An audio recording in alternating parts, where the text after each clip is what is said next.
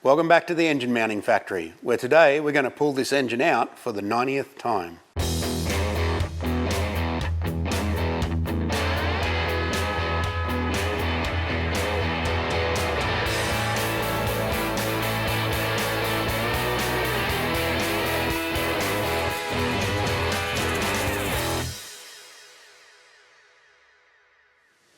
If you didn't stick around after the Patreon credits last episode, you wouldn't have seen this.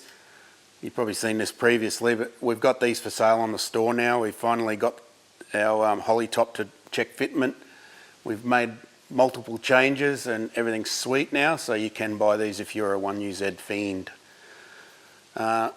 You also might have noticed that the fridge has moved, because that's what people do on internet shows, is notice things.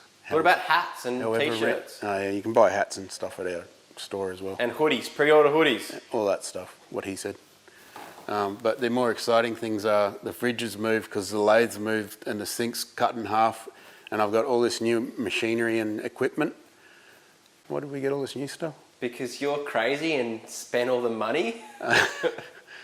Yeah. Spent the That's rent. probably partially it. So yeah. End of financial year sale, Alan went crazy. Yeah. Bandsaw, mill, Matt cut us some metal to make a new bench. I made it.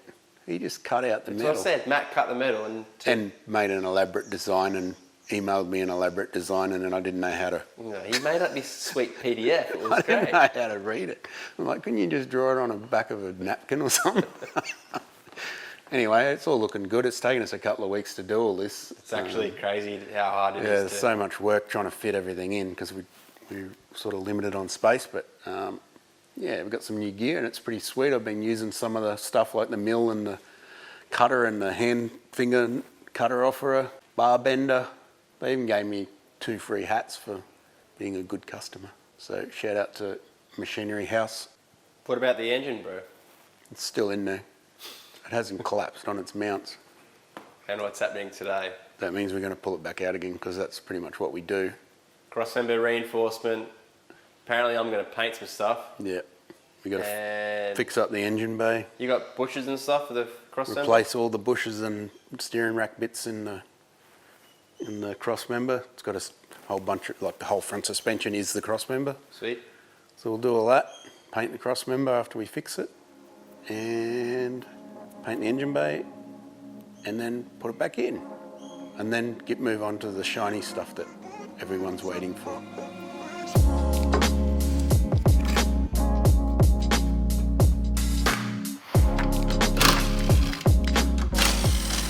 Nice spaces, bro. They work well.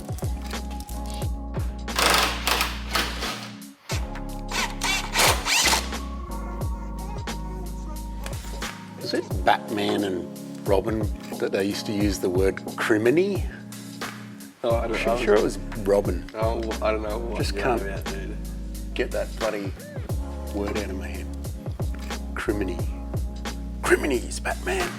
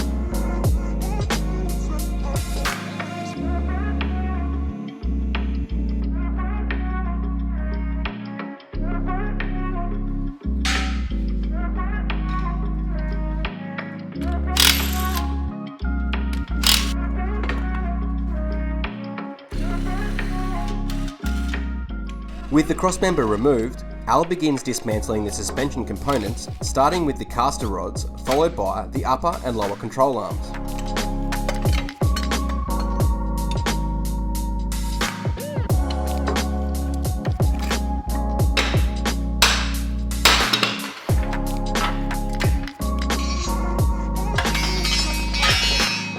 After the springs are carefully removed, Al unbolts the lower and upper control arms and keeps each shim stack together, marking where they were positioned to save some time when Lee gets a wheel alignment in the near future.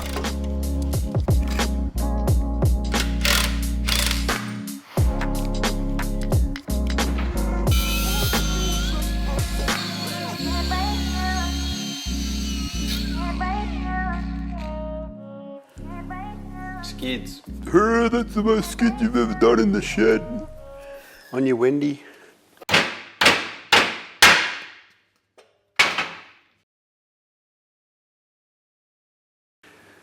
We had a bit of an extended lunch break and took some of the front end parts into Olcox and put them in the dishwasher to clean them up.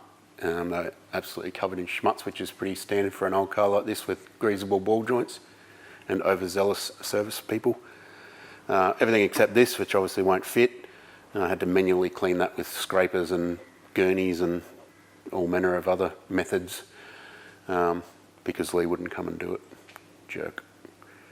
So we're getting to the point where we're going to try and put some strength back into the cross member. It definitely needs it.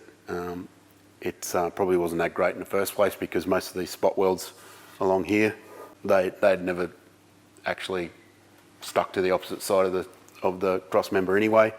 A few of these are all broken out and just popped up, and so now I've just drilled new holes in between the existing not spot welds, and I'm going to plug weld them with the MIG first. Then we're going to go inside and do some stitching on the inside. Then we'll have to put it in the car and bolt it all up with new bushes and everything to jig it. And we've got a large plate that will shape to actually go right over the top of this, and it'll be stitched along here. I'm going to drill a bunch of holes through here and plug it through as well, so that'll be part of our strength.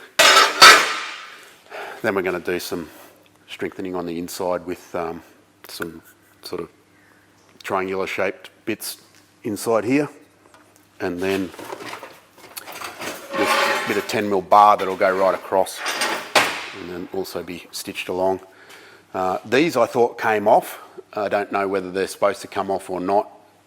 It's old car, could have been welded on by someone years ago. So since they're connected, I'm going to actually properly connect it to that bottom plate as well, just to give it a bit more not twisting strength. So that's the plan. They're also cracked too. Yeah, there is a crack in one of them. It's such an old car and I've never worked on one before. I don't really know whether that's supposed to be. They look like they unbolted, but they did that with the steering rack as well. They sort of bolted it all together, as that's probably how their jig worked in the factory. They bolted it all together, then spot welded it, but it still had bolts going through it. So I don't know. It's stuck on there now, so we'll make it a one-piece unit. Let's fire up the welder.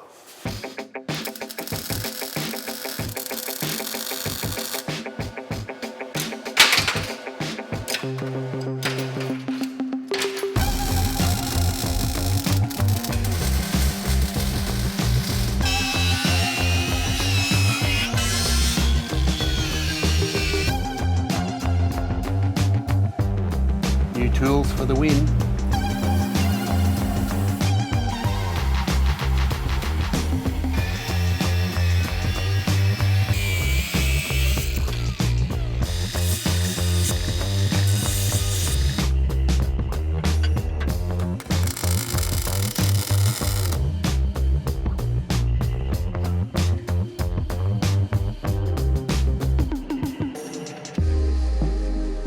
The crossmember is test fitted after each modification to ensure that it's not clashing with any components.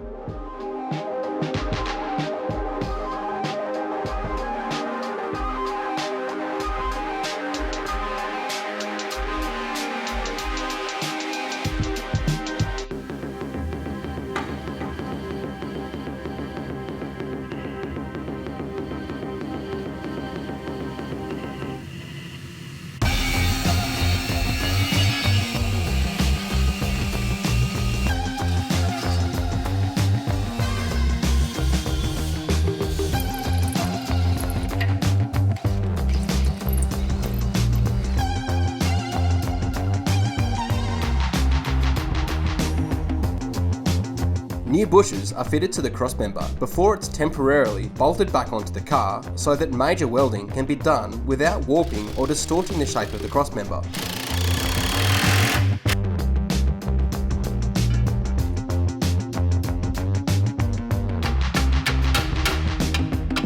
What's that shitbox doing here? You know why it's here. Because it's broken. No, fixing the bloody wheel bearings. Why do you think there's no bloody hubs there? Come on, can't you like sell some more t-shirts or something? Huh? You sell t-shirts. There's some left over. Get and buy them.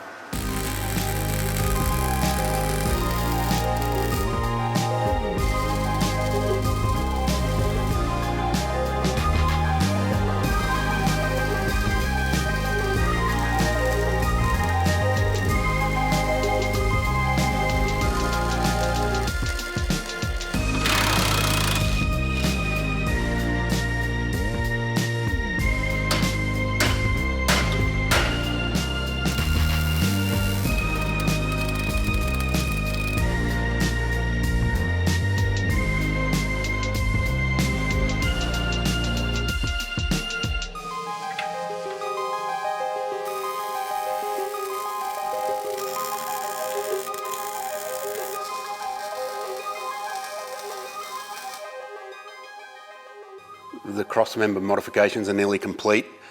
It's very heavy now and very stiff, so I'm pretty happy that it's turned out good. It was a floppy mess before. So we've done multiple different ways of stiffening it back up. The plate on the bottom is probably a big part of it. So you can see I've plug welded it through here.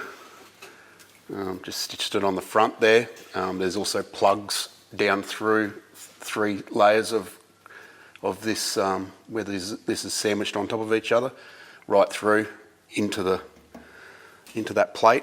Drilled a couple of holes here and bent that down and joined it into these arms, outrigger arms.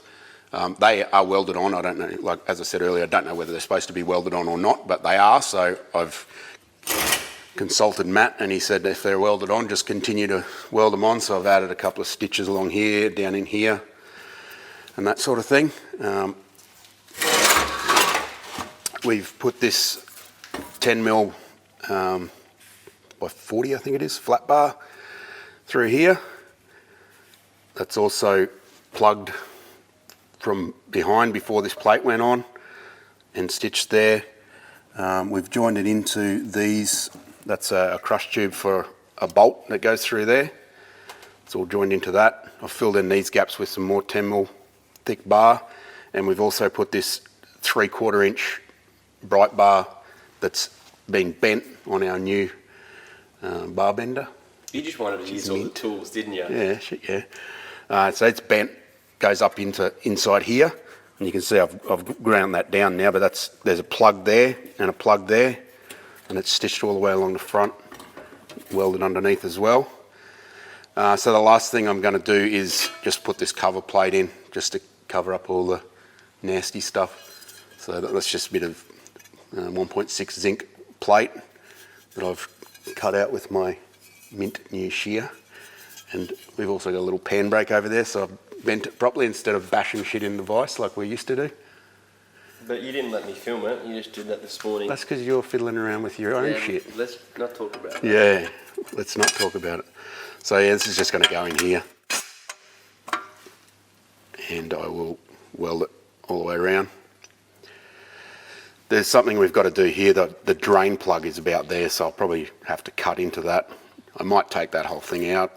I haven't really decided yet, but we'll refit it. So we've test fitted this back onto the engine multiple times every time we've added something here, because that's where the sump inhabits, to make sure that we're not welding something on that's going to bang into the sump and ruin all our fun. I don't know how Woody's going to edit this, but you may be sick of seeing me grinding and welding and grinding and welding and fitting the engine and pulling it back out again and repeat. But that's what happens when you do engine conversions. So we're just trying to show you the reality of it. If you want, like a guy going, hey guys, it's finished now, let's go and do some drifting, you're on the wrong channel. This is what really happens. So if you're bored, it might not be the one for you. All right, let's finish this off. Then Woody can paint it and turn his phone off again. Every time, come to the workshop. And fix my gearbox. Your phone's in the workshop binging when I'm trying to do long monologues about boring stuff. Sorry, dude. You got schmucked all over your face too, by the way. That's also what happens when you grind and weld and grind and weld.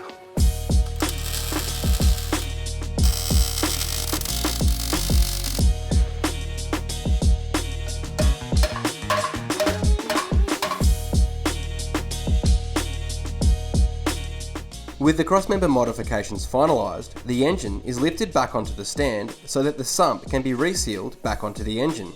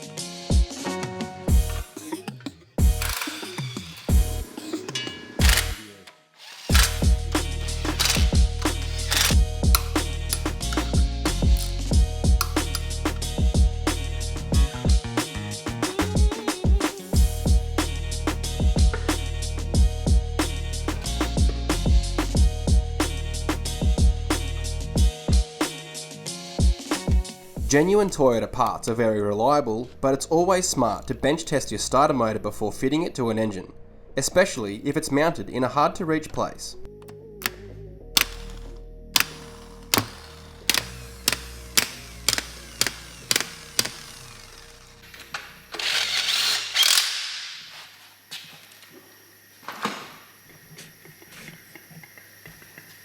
How many times have you fitted starter motors and then they don't work? Not many after the first time I did it. And it's funny because whenever you test them... That Volvo. Yeah, no, that was alternators, wasn't it? No, the Volvo was starter motor.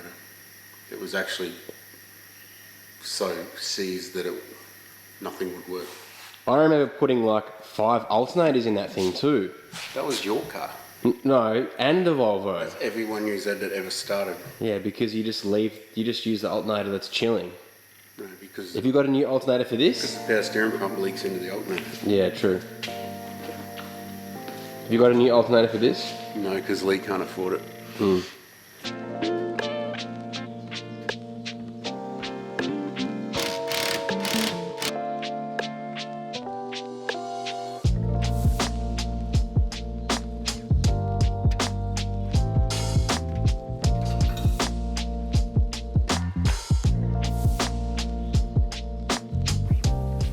Why do they do this? What's that? That thing's supposed to be on that side. Yeah, well, That's not in the way. That's why you fit everything to the engine before. We've been through this. You can't move the engine further back anyway, so that's always going to be a problem. The factory, that's not there on a factory one. It's on this side. Anyway, Huh? what are you talking about? What are you talking about? Willits?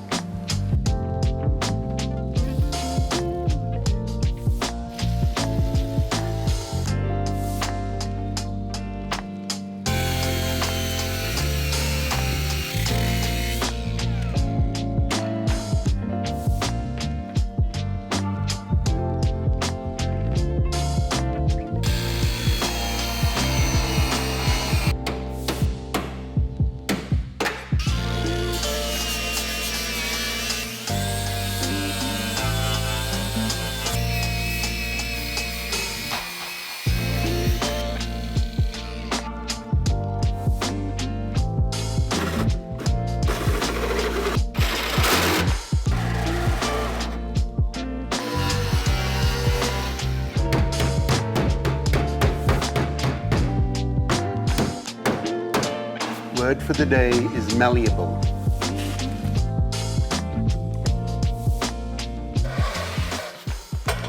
A little bit of foot pedal action. Yes. Back to the olden days.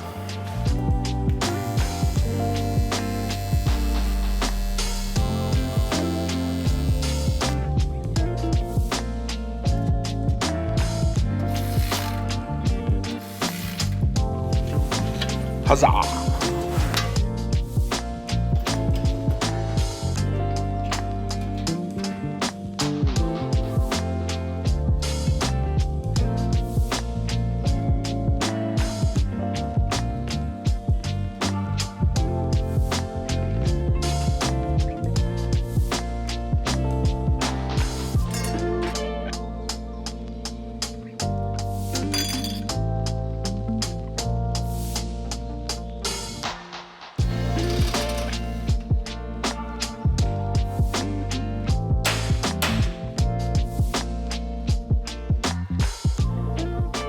Isn't there a show where they make lots of brackets I don't know if I've seen on it. YouTube?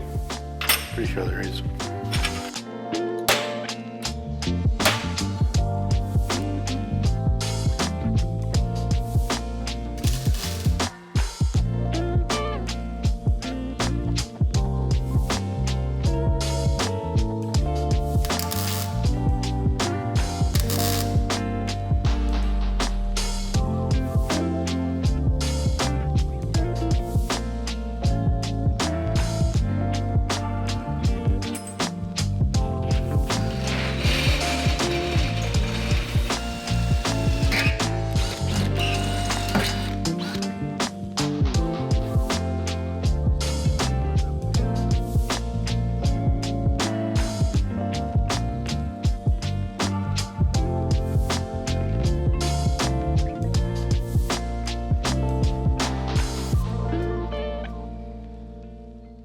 Finally, it feels like we're getting somewhere. We've actually got the engine mounted properly. Everything fits pretty well. We're pretty happy with that. The steering rack is sorted. We remade a shaft for the intermediate shaft for the steering. Tested out our new mill drill, which was pretty cool. I was a bit hesitant to film because it was our I first time. already tried it out on something else just to see, because I didn't want to have, bits of chuck flying across the room and Yeah, well, that's what I was waiting for. severed fingers and stuff. But yeah, it's actually pretty cool. We need John to come give us a rundown. Yeah, John's going to come and tell us how to do stuff and make that digital readout thing work. That's pretty cool. Much better than eyeballs Precision. that don't work very well anymore. Yeah, just like your lathe, it doesn't work. The lathe works, just not accurately. But you get what you pay for, and it cost me nothing, so certainly got my money's worth. Anyway, back to what we were talking about. What was it again? Oh, this car. Yeah, so everything's in and working. Well, working. Everything's fitting okay. We're back to square one, kind of. We're kind of back to where we had bolted manifolds on like 2 episodes ago. That was the Instagram project finish shot. Now we're kind of back there again. So we started bolting the manifolds and stuff back on. We fitted the radiator. Basically, now's the time to start fitting things that are going to be in whatever space they're going to take up, because we need to fiddle around with turbo fitment. We're going to cut up this manifold. We've got to try and figure out what to do with an intercooler. We've got the option of try and find something that's going to fit behind this grill, because they just look terrible if you cut the grill out. Either an air-to-air to do that, or we could do a water-to-air intercooler. We've got kind of a fair bit of engine bay space over that side particularly, so we could probably do some sort of custom intercooler over there with water-to-air and just put a radiator out the front. They're kind of good if you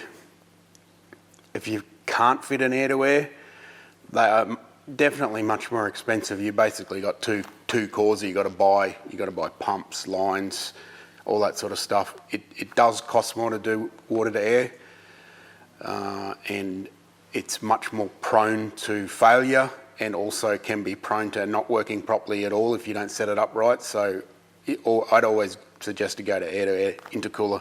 I heard you know a lot about water to air stuff. I have had my fair share of experience with water to air, so I do know that the pitfalls and that sort of thing. Even that supercharged V8 we did to get that thing to bleed correctly, it appeared to work until you actually looked and realised there was no circulation because of where the pump was located.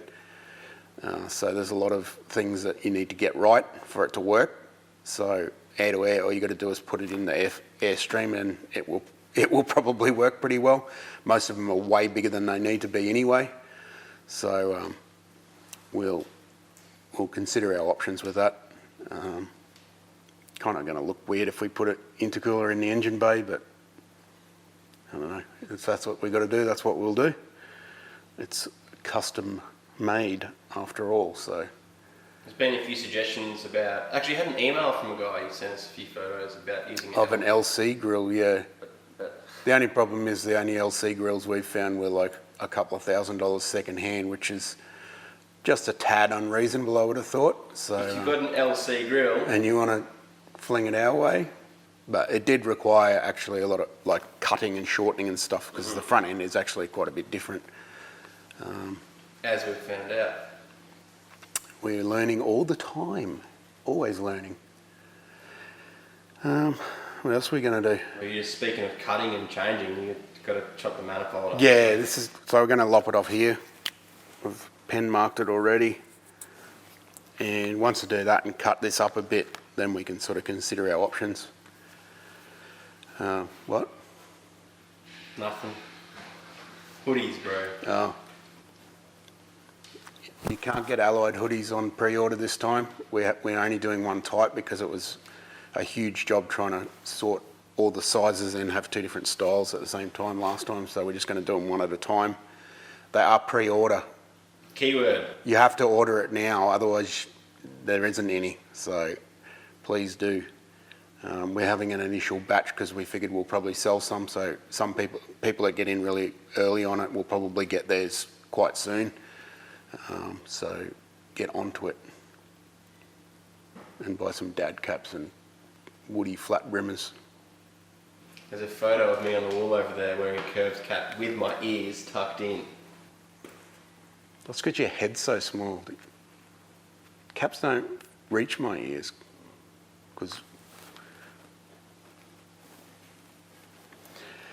Anyway, I'm happy with how we're going. Yep. So now we get to get into the fun stuff of putting turbos and all that sort of stuff on. So difficult stuff first, then maybe a little bit less difficult, then maybe some more difficult stuff later.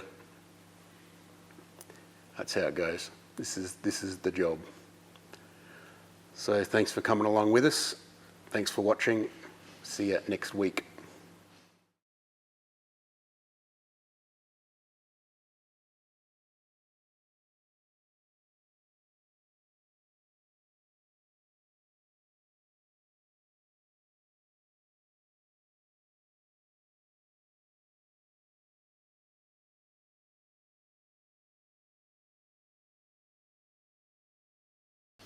See, look, you've got some chooch bucket hat on, like you've been fishing, and I've got my ears tucked in. That was literally the only hat I could buy at Walmart.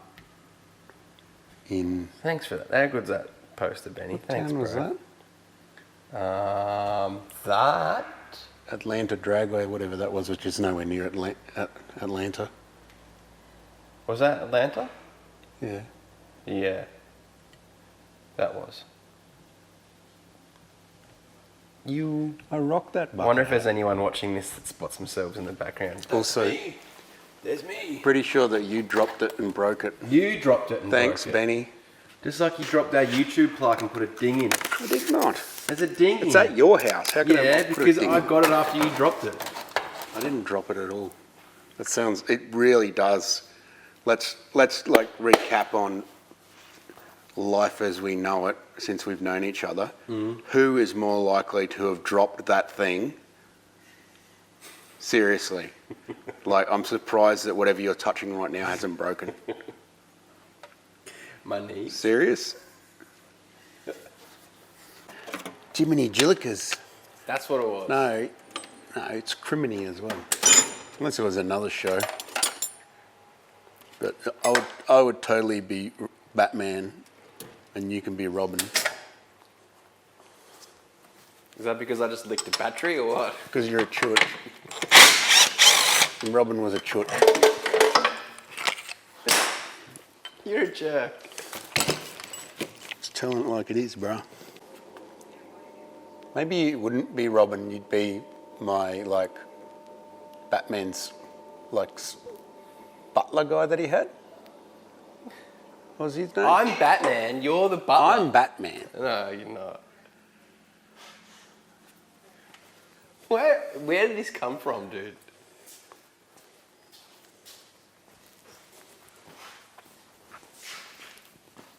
You know who's Robin? Alan? You know who's Robin? No. Pat, because he's a rookie and bought some heap of shit.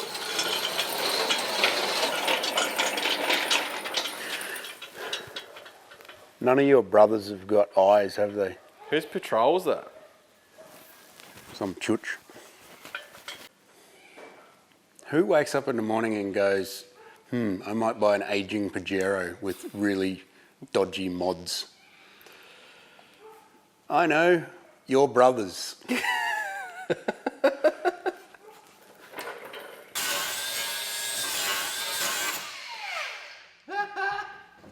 did that come from?